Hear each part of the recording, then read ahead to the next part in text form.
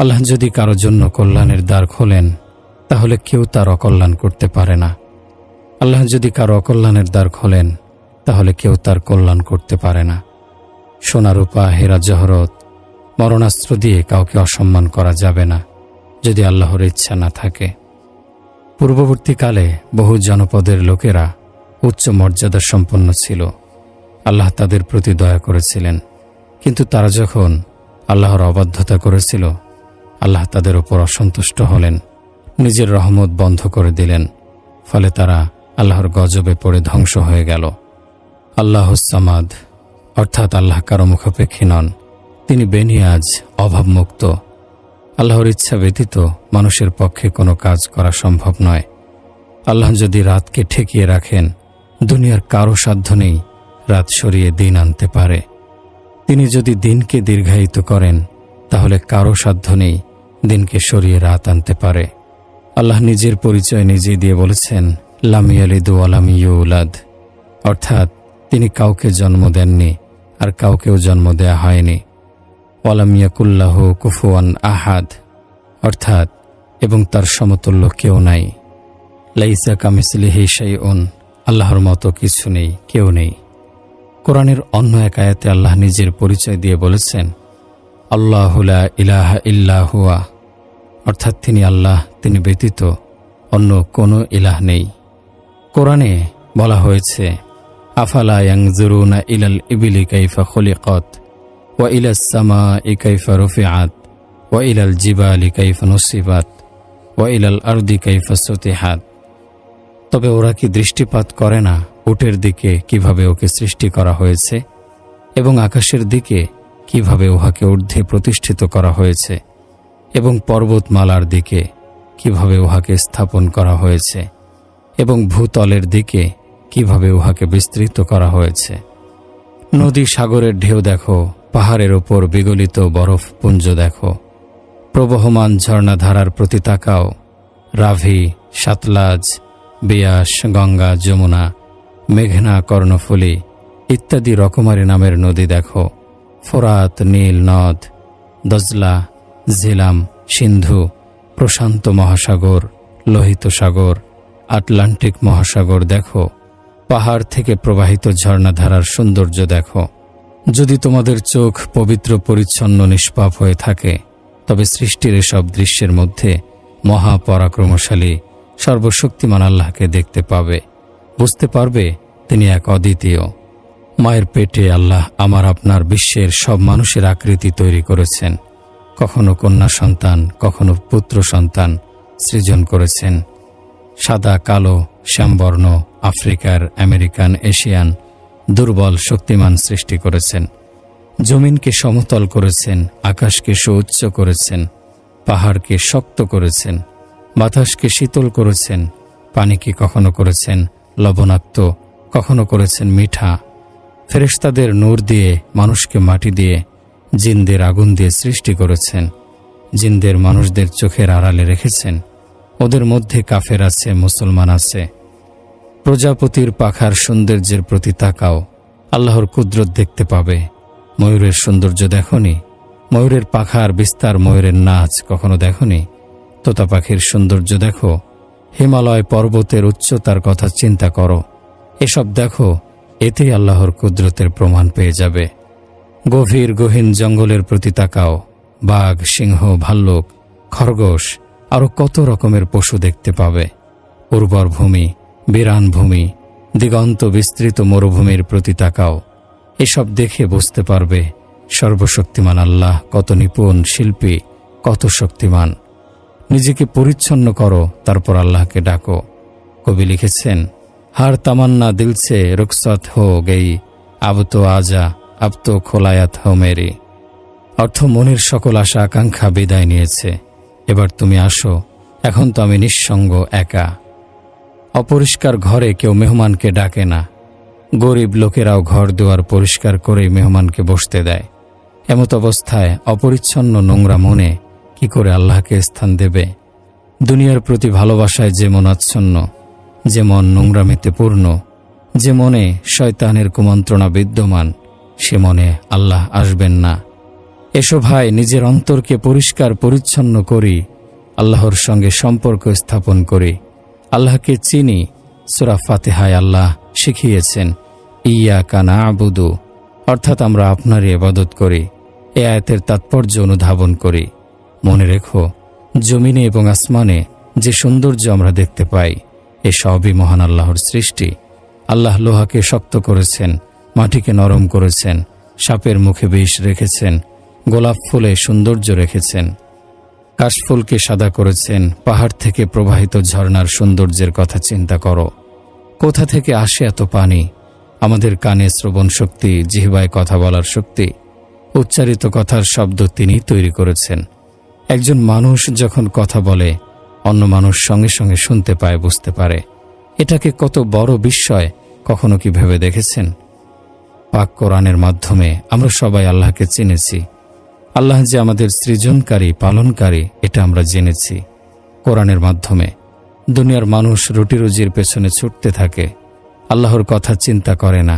তারা বুঝতে পারে না কেন আল্লাহ বলেছেন আলহামদুলিল্লাহি রব্বিল আলামিন, অর্থাৎ সকল প্রশংসা মহান আল্লাহর জন্য, যিনি বিশ্ব জগতের প্রতিপালক।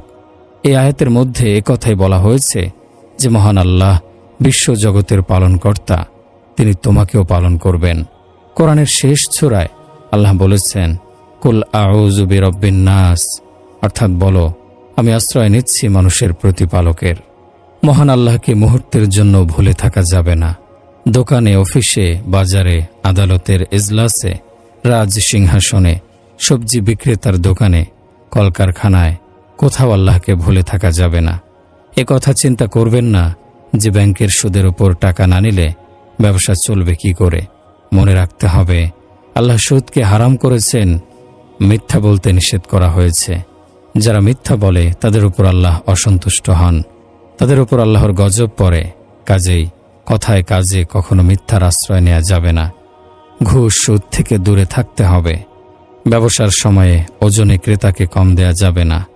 এমন কথা চিন্তা করা যাবে না যে অন্যকে ঠকিয়ে অধিক উপার্জন না করলে সন্তানদের মুখে অন্ন দেবে কিভাবে।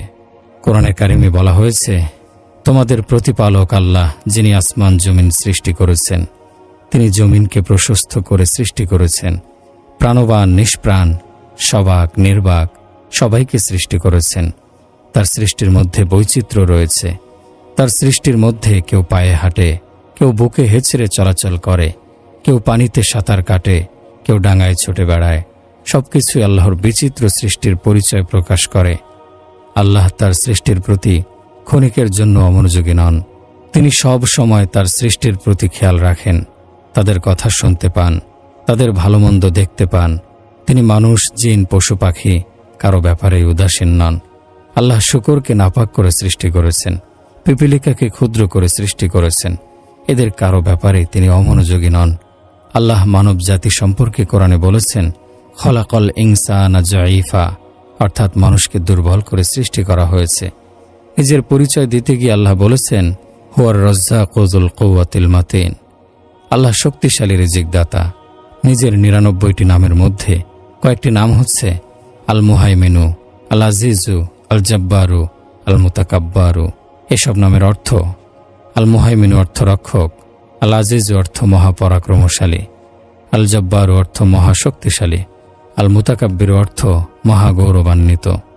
আল্লাহ বলেছেন, হে মানুষ, তোমরা আমার সঙ্গে সম্পর্ক স্থাপন করো, এতে অন্য কারো প্রতি তোমাদের মুখাপেক্ষী হতে হবে না। কোরআনে কারিমে মহান আল্লাহ বলেন, আল্লাহকে ছেড়ে তোমরা যাদের নিকট আশ্রয় চাও, যাদের নিকট আশা করো, তারা খেজুরের দানার উপরে সাদা পর্দার চেয়ে দুর্বল। যদি তোমরা তাদেরকে ডাকো, তারা তোমাদের আবেদন শুনতে পাবে না। ওরা যদি শুনতেও পায়, তবু আমার সাহায্য ব্যতীত তারা তোমাদের কোনো উপকার করতে পারবে না। ফাফিরু ইলাল্লাহ কাফা বিল্লাহিল ওয়াকিলা, কাফা বিল্লাহি হাফিজা, কাফা বিল্লাহি আলিয়া, কাফা বিল্লাহি নাসিরা, কাফা বিল্লাহি শাহিদা। কাজেই আল্লাহর প্রতি অগ্রসর হও। আল্লাহ তোমাকে রক্ষা করবেন, আল্লাহ তোমাদের হেফাজত করবেন, আল্লাহ তোমাদের বন্ধু হবেন, আল্লাহ তোমাদেরকে সাহায্য করবেন, আল্লাহ সব সময় তোমাদের সঙ্গে থাকবেন।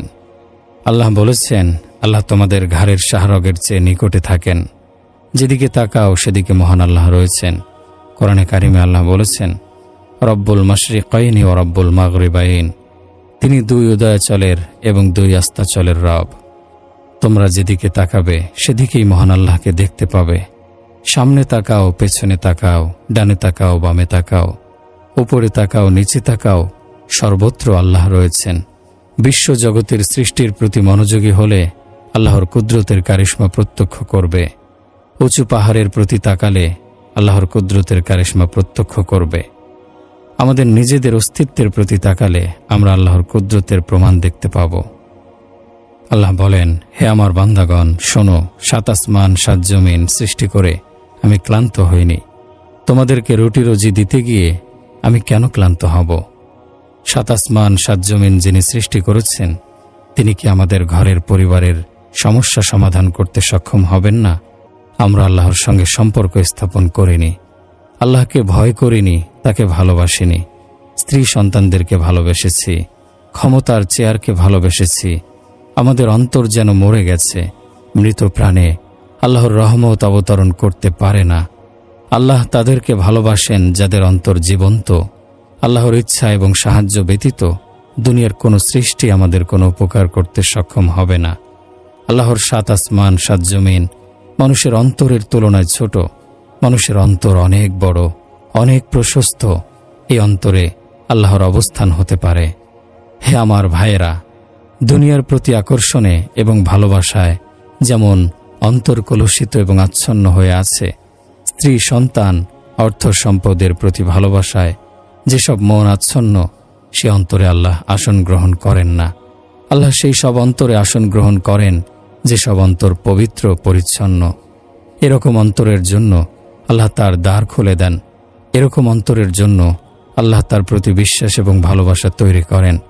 আল্লাহর কিতাব কোরআন মানুষকে ডেকে বলছে, দেখো তোমাদের প্রতিপালক কত জনপদকে ধ্বংস করে দিয়েছেন। ওসব জনপদের মানুষ আল্লাহর সঙ্গে কুফরি করেছিল, আল্লাহর অবাধ্যতা করেছিল, আল্লাহর রাসূলের প্রতি বিশ্বাস স্থাপন করেনি। এর ফলে আল্লাহ তাদেরকে আযাব গজব দিয়ে ধ্বংস করে দিয়েছেন। আল্লাহ বলেন, তোমাদের প্রতিপালক জালিমদের নাফরমানদের সুযোগ দেন, অতঃপর তারা যখন আল্লাহকে ভুলে যায়, তার নাফরমানের সীমা অতিক্রম করে, তখন আল্লাহ তাদেরকে পাকড়াও করেন। সে সময় আল্লাহর পাকড়াও থেকে রক্ষা পাওয়া কারো পক্ষে সম্ভব হয় না। কোরআনে হাকিমে বলা হয়েছে, ইন্না বাতুশা রাব্বিকা লাশাদীদ, নিশ্চয়ই তোমার প্রতিপালকের পাকড়াও বড়ই কঠিন। আজ জাতির পরিণতি সম্পর্কে কোরআনে কারিমে আল্লাহ বলেছেন, আমি তাদেরকে পাকড়াও করছি। বলো, তাদের কেউ কি রক্ষা পেয়েছে? কেউ কি বেঁচে আছে? তাদের কি দুনিয়ার কোথাও দেখা যায়? সামুদ জাতিকে আমি পাকড়াও করেছি। তাদের কেউ কি দুনিয়ায় বেঁচে আছে? যদি তাদের কাউকে দেখতে পাও তবে দেখাও। মাদিয়ান জাতি আমার অবাধ্যতা করেছিল। তারা মানুষকে ওজনে কম দিত, তারা সুদ লেনদেন করত, তারা মিথ্যা কথা বলতো, তারা আমানতের খেয়ানত করত। তাদেরকে ভূমিকম্প দিয়ে আমি ধ্বংস করে দিয়েছি। তাদের মধ্যে কেউ বাঁচতে পারেনি, কেউ রক্ষা পায়নি। মহান আল্লাহ ফেরাউন এবং তার সেনাবাহিনীকে পাকড়াও করেছিলেন। তাদেরকে কঠিন শাস্তির সম্মুখীন করা হয়েছিল। তাদের কেউ আল্লাহর শাস্তি থেকে রক্ষা পায়নি। সাবা জাতির কথা আল্লাহ কোরআনে উল্লেখ করেছেন। বলা হয়েছে, সাবা জাতির ডানে বামে ছিল বিস্তীর্ণ বাগান। সেসব ছিল বড়ই সুন্দর। তারা ছিল সচ্ছল, খোশহাল, কিন্তু তারা আমার নাফরমানি করেছিল। তারপর আমি পানির প্রচণ্ড প্লাবন প্রেরণ করলাম। ফলে তাদের সুন্দর বাগান, তাদের বাড়িঘর সবকিছু ধ্বংস হয়ে গেল। থেকে গেল ধ্বংসের কিছু নিদর্শন। সাবা জাতির কোনো মানুষই বেঁচে থাকতে পারেনি। আল্লাহর সঙ্গে সংঘাতের এবং তার নাফরমানির এবং অবাধ্যতার করুণ পরিণতি তারা প্রত্যক্ষ করেছিল। তারপর কারুনের কথা বলা হয়েছে। কারুন বলেছিল, আমার চেয়ে বড় সম্পদশালী, বড় ধনী কেউ নেই। আমি নিজের জ্ঞান, প্রজ্ঞা, অভিজ্ঞতা এবং পরিশ্রমের দ্বারা বিপুল বিত্ত বৈভবের মালিক হয়েছি। কোরআনে হাকিমে বলা হয়েছে, তারপর আমি কারুনকে এবং তার ধনভাণ্ডারকে মাটির নিচে দাবিয়ে দিয়েছি, প্রথিত করে দিয়েছি। তাদের কেউ রক্ষা পায়নি। কারণ নিজেকে এবং ধন সম্পদকে রক্ষা করতে পারেনি। হযরত নূহ আলাইহিস সালামের নবুয়তের সময় মহাপ্লাবন সৃষ্টি হয়েছিল। সে সময় হযরত নূহের অবাধ্য পুত্র নৌকায় আরোহণ করেনি। সে পিতার সতর্কতা উপেক্ষা করেছিল সে পিতার আদেশের বিপরীতে অহংকার করে বলেছিল, আমি ওই পাহাড়ে উঠে আত্মরক্ষা করব, পানি আমার কোনো ক্ষতি করতে পারবে না। উদ্ধত পুত্রের অহংকার প্রকাশের পর পিতা হযরত নূহ আলাইহিস সালাম বলেছিলেন, যারা নৌকায় আরোহণ করবে তারা ব্যতীত কেউই আজ রক্ষা পাবে না আল্লাহর আদেশ থেকে, তবে আল্লাহ যাদেরকে দয়া করবেন তারা ব্যতীত। তারপর নূহের পুত্র প্লাবনের ঢেউয়ের মধ্যে পানিতে ডুবে মৃত্যুবরণ করেছিল। কোরআন দুনিয়ার সকল মানুষের জন্য নাজিল হয়েছে। আল্লাহর রহমত ব্যতীত, আল্লাহর আশ্রয় ব্যতীত দুনিয়া এবং আখেরাতে কোনো মানুষ নিরাপদ থাকতে পারে না, শান্তি পেতে পারে না। আল্লাহর নামে কসম করে বলছি, যদি কেউ দুনিয়ার সব ধন সম্পদ, বিত্ত বৈভব একত্রিত করে, দুনিয়ার সকল রূপ সৌন্দর্য যদি কেউ একত্রিত করে, দুনিয়ার যাবতীয় রাষ্ট্রীয় ক্ষমতার মালিকানা যদি কেউ পায় এবং আল্লাহর স্মরণ থেকে নিজেকে দূরে রাখে, তাহলে তার মনের অশান্তি, অতৃপ্তি কেউ দূর করতে পারবে না। আল্লাহর স্মরণ ব্যতীত এমন কোনো জিনিস নেই যা মানুষের অন্তরের জখম নিরাময় করতে পারে, মনের যন্ত্রণা লাঘব করতে পারে, মনের অন্ধকারকে আলোকিত করতে পারে। মনের শান্তি একমাত্র আল্লাহর স্মরণেই। দুনিয়ার পার্থিব দুঃখ, কষ্ট এবং সমস্যা সমাধানের মালিকও আল্লাহ রব্বুল আলামিন। মনের ভেতরে শান্তি আল্লাহ দিতে পারেন। আমার ভাইয়েরা, আল্লাহর কসম, আল্লাহকে সন্তুষ্ট না করে কোনো কিছুই পাওয়া যায় না। আল্লাহকে রাজি খুশি না করা হলে মানব জীবন ব্যর্থতায় পূর্ণ হয়ে যায়। আল্লাহ সন্তুষ্ট হলে সব কিছু পাওয়া যেতে পারে। যদি আল্লাহ নারাজ হন, নাখোশ হন, অসন্তুষ্ট হন, তবে দুনিয়া এবং আখেরাতে মানুষের জীবন বৃথা হয়ে যায়, ব্যর্থ হয়ে যায়।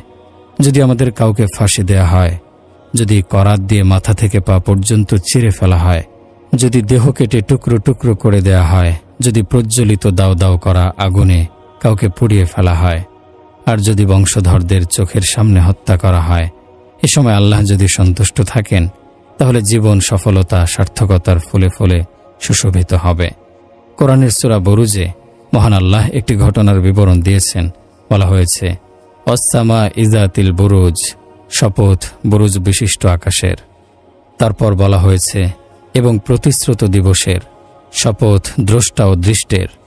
ধ্বংস হয়েছিল কুণ্ডের অধিপতিরা, ইন্ধনপূর্ণ যে কুণ্ডে ছিল অগ্নি, যখন ওরা এর আশেপাশে উপবিষ্ট ছিল এবং ওরা মুমিনদের সঙ্গে যা করেছিল তা প্রত্যক্ষ করছিল। ওরা তাদেরকে নির্যাতন করেছিল শুধু এই কারণে যে তারা বিশ্বাস করত পরাক্রমশালী ও প্রশংসিত আল্লাহকে। আকাশমণ্ডলী ও পৃথিবীর সর্বময় কর্তৃত্ব যার, আর আল্লাহ সর্ববিষয়ে দ্রষ্টা। আমার ভাইয়েরা, আল্লাহর জন্য বেঁচে থাকা এবং আল্লাহর জন্য মৃত্যুবরণ করাই আমার জীবনের উদ্দেশ্য ও লক্ষ্য। আল্লাহর নবীর সুন্নাত আজ চারিদিকে উপেক্ষিত হচ্ছে। শুধু রাসূলের নাত পাঠ করেই তার প্রতি ভালোবাসার প্রকাশ ঘটানো যায় না। বর্তমানে ঘরে নবীর সুন্নাতকে উপেক্ষা করা হচ্ছে। নারী পুরুষ সবাই নবীর সুন্নাহ পালনে অমনোযোগী। ঘরে ঘরে গীবত, পরনিন্দার প্রসার লক্ষ্য করা যায়। বেপর্দা অবস্থায় নারীগণ পথে বের হয়, বাজারে যায়, অফিসে যায়। মিথ্যাচার চলে কথায় এবং কাজে। গালিগালাজের প্রশ্রবণ লক্ষ্য করা যায়। নাচ গানের আয়োজন করা হয় এখানে ওখানে। আল্লাহ এবং তার রাসূলের প্রতি ভালোবাসা দেখিয়ে আমরা হারাম ত্যাগ করতে ব্যর্থ হচ্ছি। মিথ্যা কথা বলা, কাজের মধ্যে মিথ্যার পরিচয় রোধ করা সম্ভব হচ্ছে না। রাসূলের নিরাপত্তার জন্য সাহাবী আবু তালহা ঢালস্বরূপ নিজেকে উৎসর্গ করেছিলেন। তার কোমরে শত্রুদের নিক্ষিপ্ত তীর এসে বিদ্ধ হচ্ছিল, তার হাতে এসে তীর বিদ্ধ হচ্ছিল। হযরত কাতাদা ইবনে নোমানের চোখে শত্রুদের নিক্ষিপ্ত তীর এসে বিদ্ধ হয়েছিল। আল্লাহর রাসূল দোয়া করলেন, হে আল্লাহ, কাতাদার চোখ আপনার নবীর নিরাপত্তার জন্য নষ্ট হয়েছে। আপনি তার এই চোখকে অন্য চোখের চেয়ে বেশি সুন্দর করে দিন। রাসূলের এই দোয়ার সঙ্গে সঙ্গে আল্লাহ কবুল করেছিলেন। কাতাদার আহত চোখ অন্য চোখের চেয়ে সুন্দর দেখাচ্ছিল। আমরা শরীয়তের অনুসরণ করে হারাম জিনিস ত্যাগ করতে রাজি হই না। কিছু স্লোগান দিয়ে নিজেদের রাসূলের আশিক প্রমাণ করতে চাই, অথচ ইমাম হুসাইন রাদিয়াল্লাহু আনহু কারবালা প্রান্তরে সব পরিবারে আত্মদান করেছিলেন। দ্বীনের প্রতি আল্লাহ এবং তার রাসূলের আদর্শের প্রতি তার ভালোবাসা এবং আত্মত্যাগ ছিল অতুলনীয়।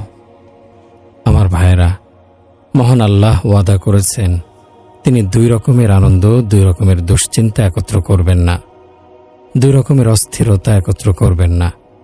যে ব্যক্তি দুনিয়ার জন্য চিন্তা করতে থাকবে তার মন থেকে আখেরাতের চিন্তা দূর করে দেয়া হবে। যে ব্যক্তি আখেরাতের জন্য চিন্তা করবে, তার মন থেকে দুনিয়ার চিন্তা দূর করে দেয়া হবে। রাসূলুল্লাহ সাল্লাল্লাহু আলাইহি ওয়াসাল্লাম বলেছেন, যে ব্যক্তি দুনিয়ার পেছনে পড়ে থাকে, দুনিয়ার সৌন্দর্যকে লক্ষ্য হিসেবে স্থির করে, দুনিয়ার বিষয়ে আল্লাহ তাকে অস্থির করেন। দুনিয়ায় তার জীবিকা বিক্ষিপ্ত করে দেয়া হয়। দুনিয়ার জীবনে তার শান্তি থাকে না। তার নিকট থেকে আখেরাত দূরে চলে যায়। তারপর তার তকদিরে যতটুকু লেখা থাকে সে ততটুকুই লাভ করে, এর চেয়ে বেশি কিছু সে পায় না। যে ব্যক্তি আখেরাতের সুখের জন্য, আখেরাতের কষ্ট থেকে আত্মরক্ষার জন্য কাঁদে, তার চোখের পানি দুনিয়ার কোনো কিছু পাওয়ার জন্য ঝরে না। সে আখেরাতকে স্মরণ করে অস্থির থাকে সব সময়, দুনিয়ার আরামায়েশ ভুলে যায়। কবরের অন্ধকার ঘরের কথা চিন্তা করে, গভীর রাতে শয্যা ত্যাগ করে আল্লাহর নিকট কান্নাকাটি করে। কবরের বিছানায় লাশ পোকায় কেটে খাবে এ কথা চিন্তা করে অস্থির হয়। কবরের কষ্টের চিন্তায় রাতে ঘুমাতে পারে না। হাসরের ময়দানে আল্লাহর সামনে দাঁড়ানোর কথা চিন্তা করে।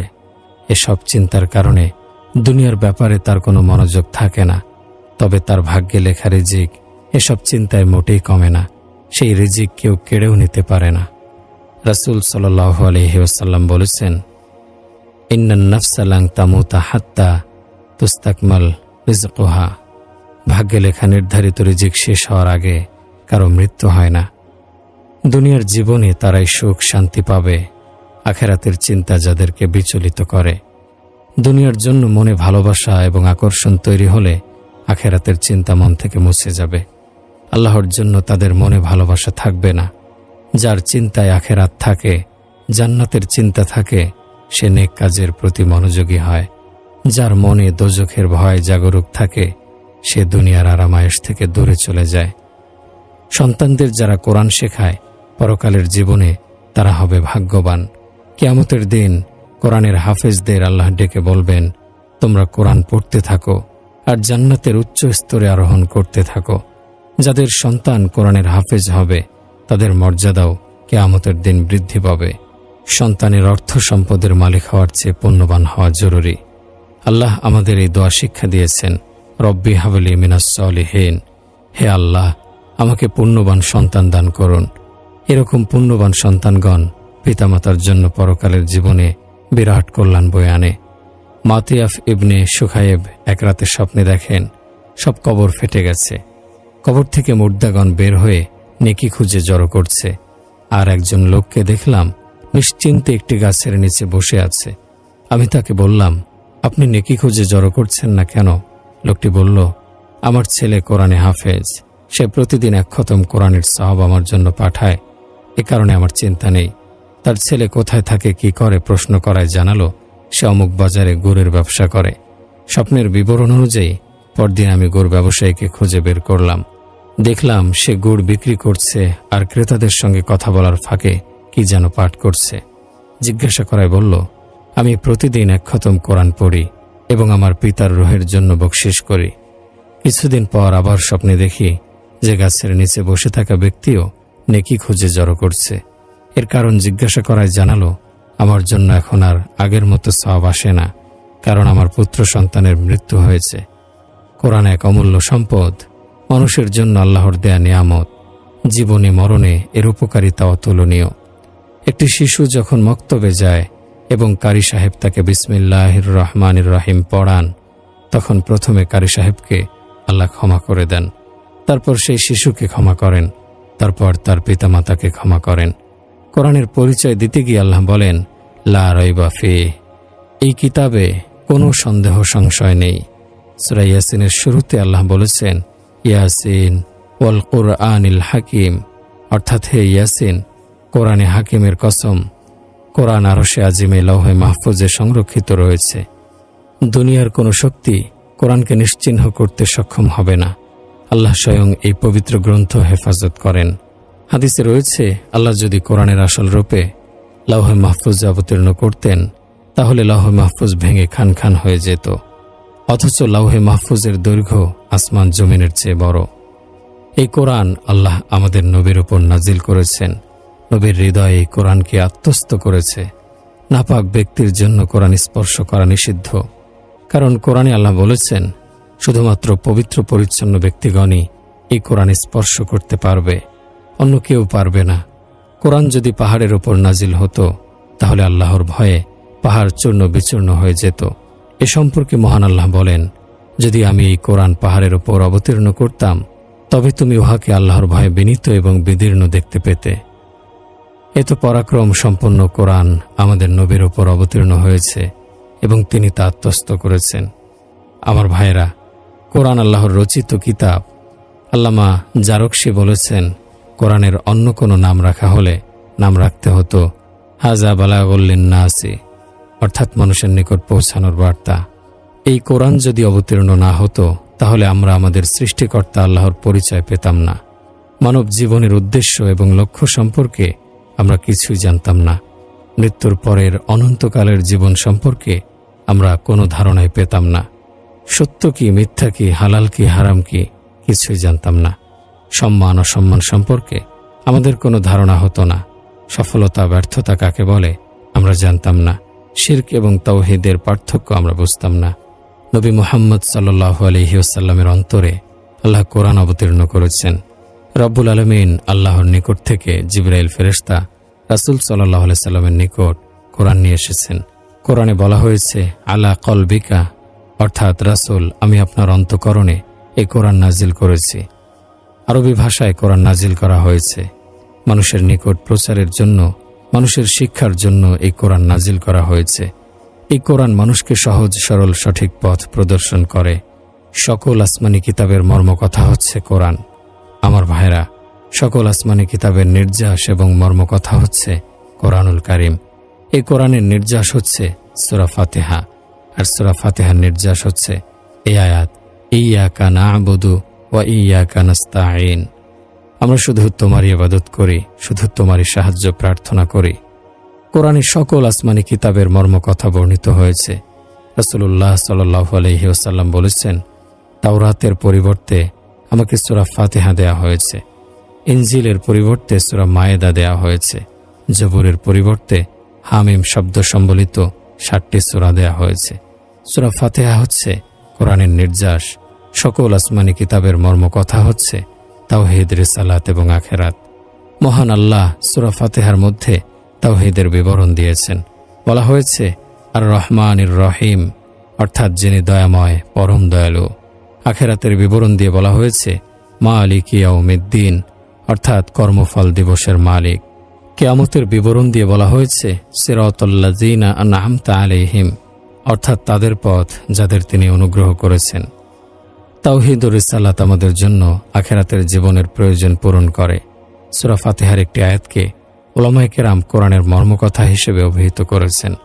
হযরত আদম আলাইহিস সালাম থেকে আমাদের নবী পর্যন্ত যত আসমানি কিতাব অবতীর্ণ হয়েছে, যত সহিফা অবতীর্ণ হয়েছে, সবগুলোর মর্মকথা হচ্ছে এই আয়াত, ইয়্যাকা না'বুদু ওয়া ইয়্যাকা নাস্তাঈন।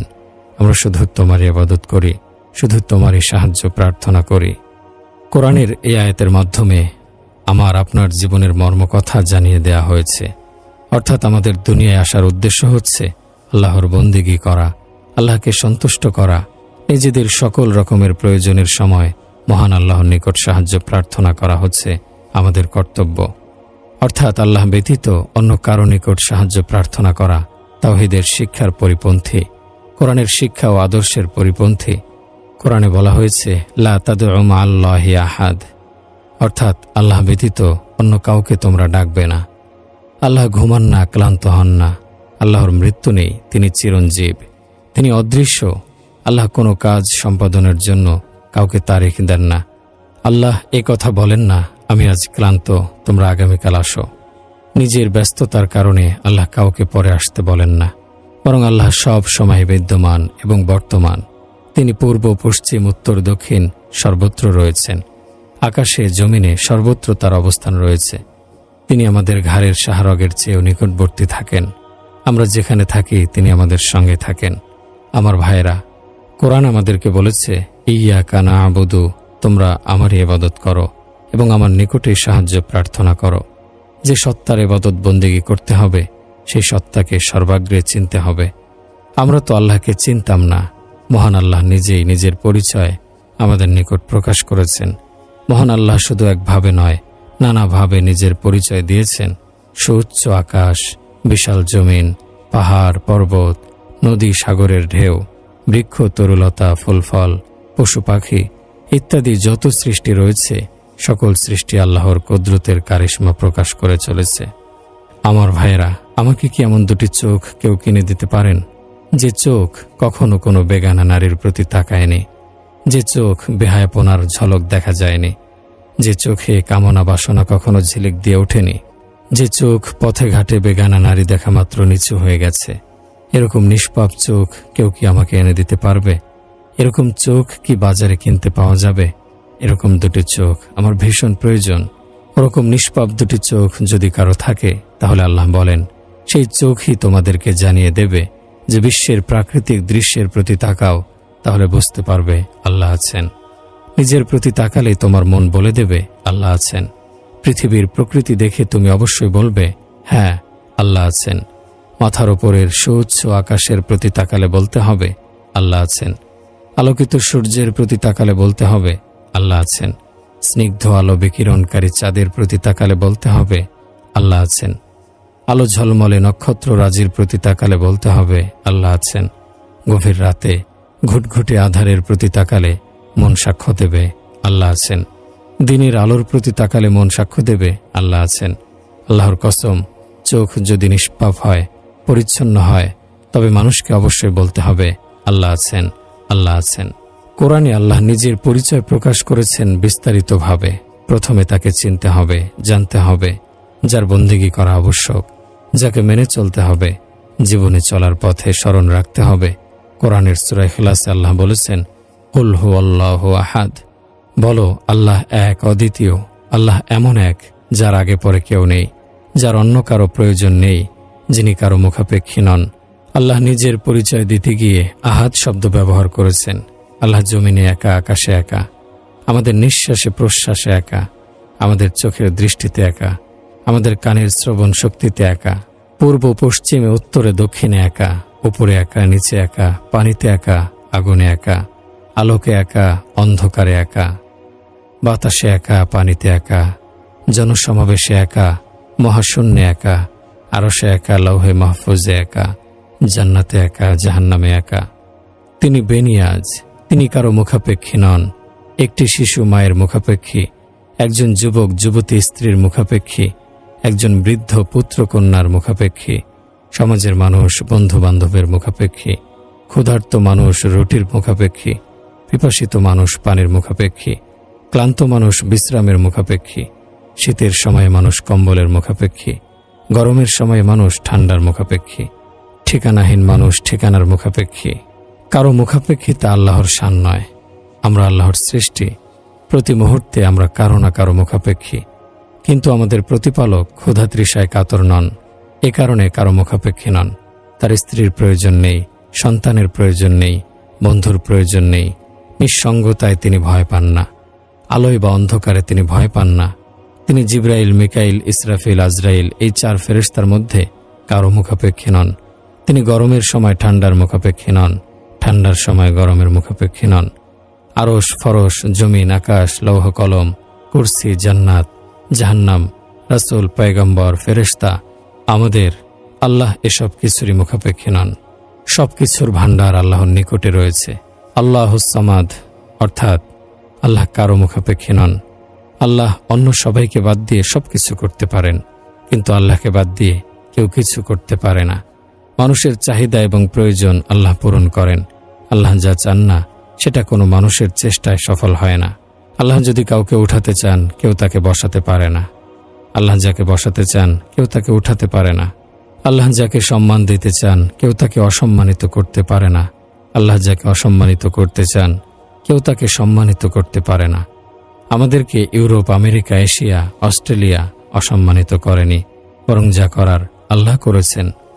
কারণ কোরআনে বলা হয়েছে, কুলিল্লাহুম্মা মালিকাল মুলকি তুতিল মুলকা মান তাশা ওয়া তানজিউল মুলকা মিম্মান তাশা ওয়া তুইজ্জু মান তাশা ওয়া তুযিল্লু মান তাশা। বলো, হে সর্বভৌম শক্তির মালিক আল্লাহ, তুমি যাকে ইচ্ছা ক্ষমতা প্রদান করো এবং যার নিকট থেকে ইচ্ছা ক্ষমতা কেড়ে নাও। যাকে ইচ্ছা তুমি সম্মান দান করো আর যাকে ইচ্ছা তুমি অসম্মানিত করো। সর্বভৌম ক্ষমতার মালিক আল্লাহ, যিনি যাকে ইচ্ছা করেন ক্ষমতায় বসান, যাকে ইচ্ছা করেন ক্ষমতা থেকে অপসারিত করেন। তিনি ইচ্ছে করলে অত্যাচারীকে ক্ষমতায় বসান, ইচ্ছে করলে ন্যায়পরায়ণকে ক্ষমতায় বসান। তিনি কাউকে অসম্মানিত করতে চাইলে কেউ তাকে সম্মানিত করতে পারে না। তিনি কাউকে অসম্মানিত করতে চাইলে কেউ তাকে সম্মানিত করতে পারে না।